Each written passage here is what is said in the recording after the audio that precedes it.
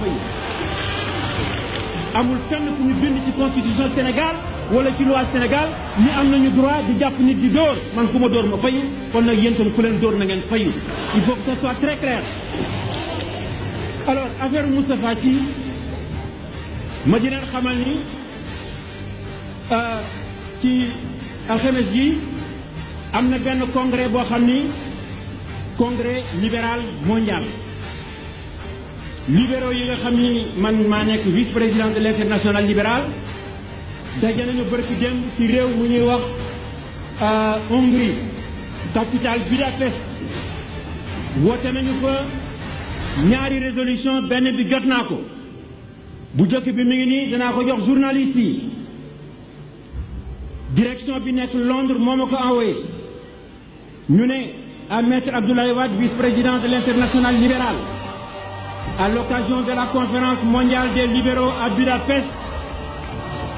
le 26 novembre le comité des droits de l'homme de l'international libéral manifeste sa solidarité à maître Abdoulaye Wade leader du Parti démocratique sénégalais ñu ne le comité dénonce la violation des droits de l'homme la répression et la torture contre les opposants au Sénégal par le gouvernement socialiste ñu ne exige la libération du député Mody Sy de Samuel Sarr et de Serigne Moustapha Sy donne ça à la presse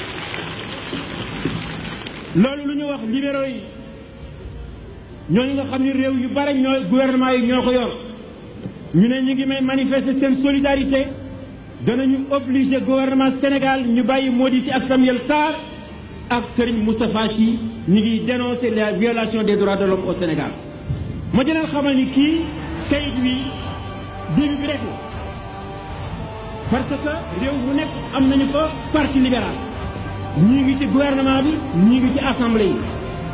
képp koo xam ni député libéral la di nga sa assemblée nga fexe ñaar benn bi ñu wootee résolution dégg nga ci sens bi ne contre le gouvernement du Sénégal bi ci des ñu interpeller le ministre chargé de la coopération avec le Sénégal ni ko lu tax ngay coopérer ak gouvernement bu mel ne gouvernement du Sénégal nga xam ni c'est un gouvernement qui pourchasse les opposants et qui viole les droits de l'homme ñi nga xam ni nag ay libéraux la ñu ci nekk ci gouvernement kooku waxi na ko ma xamale ni suñu combat bi fii te on l'a transporté sur le plan international mu am beneen affaire moo di dama bëgg tey ñu def benn déclaration Serigne Moustapha Sy prisonnier d'opinion waxuma prisonnier de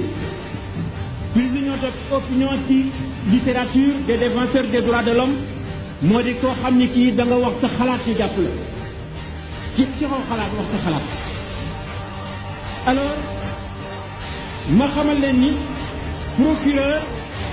li nga xam ni moom la reproché Moustapha Sy mu ne daf koy poursuivre sur la base de l'article 80 du code pénal article boobu dafa wax ni ceux qui sont coupables de manœuvres et actes de nature à compromettre la sécurité publique ou à occasionner des troubles politiques graves, à jeter le discrédit sur les institutions politiques ou leur fonctionnement, à enfreindre les lois du pays. Acte ak manœuvre dañu wax procureur bi nag ci waxu Moustapha Sy keroog fii li mu ci retenir ni moom la yoon di tere loolu laa leen bëgg a wax bu leen defee ne li Moustapha Sy wax yépp loolu procureur waxu ko li mu wax ci affaire wu Babacar Seye ñu ne kooku beneen dossier la danañu ko topp waaye fii mu ne ñetti kàddu yi bi Moustapha Sy wax mi ngi nii mu ne propos tenus au meeting du PDS du 23 octobre 1993 contenus dans une cassette magnétique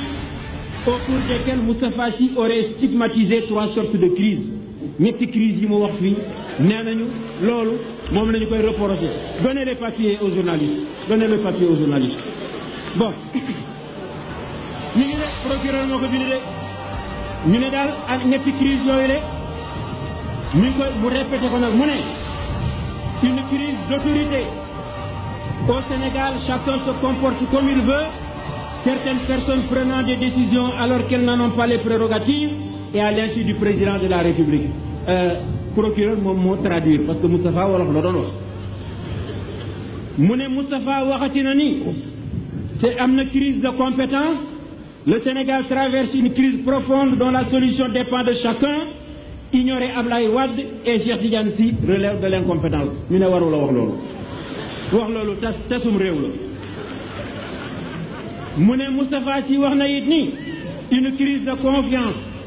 au Sénégal. Il y a une crise de confiance. L'exemple en est donné par le refus du peuple du plan d'urgence. Voilà li ñuy reproché Moustapha Sy lii moo nekk ci dossier bi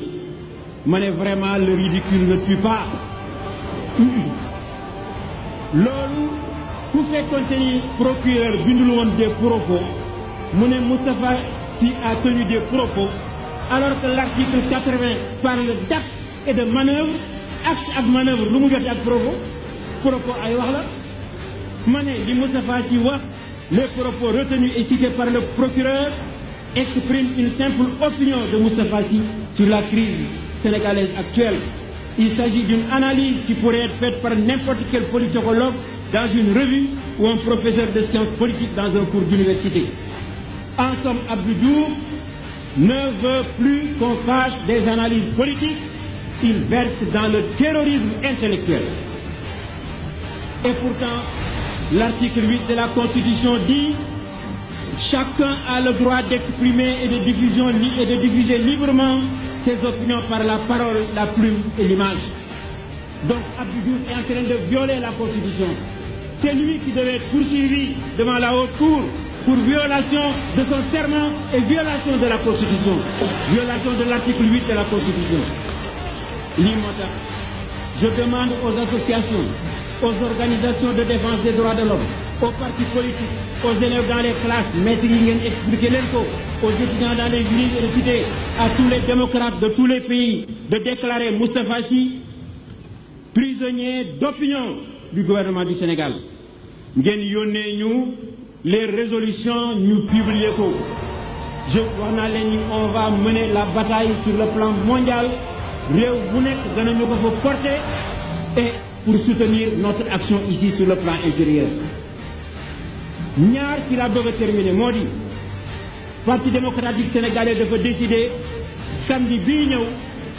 département bu nekk waxuma Dakar rek chaque département à partir de 2 heures nañu def manifestation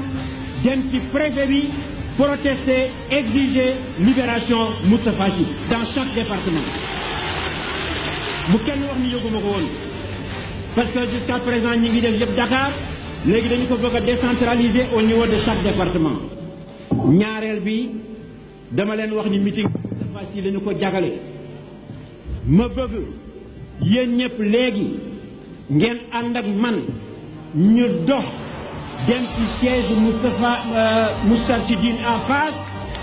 ñu def une marche dem fa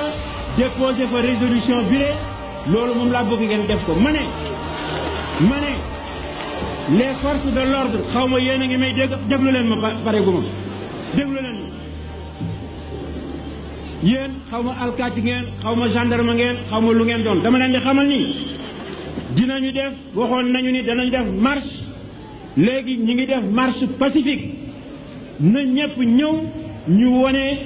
suñu doole ma ne su fekkente ni attaqué ngeen ñu ak grenade lacrymogène yéen ñëpp ma jox leen rendez-vous devant le palais de la présidence ñu dem fa protester contre la violation des droits de l'homme.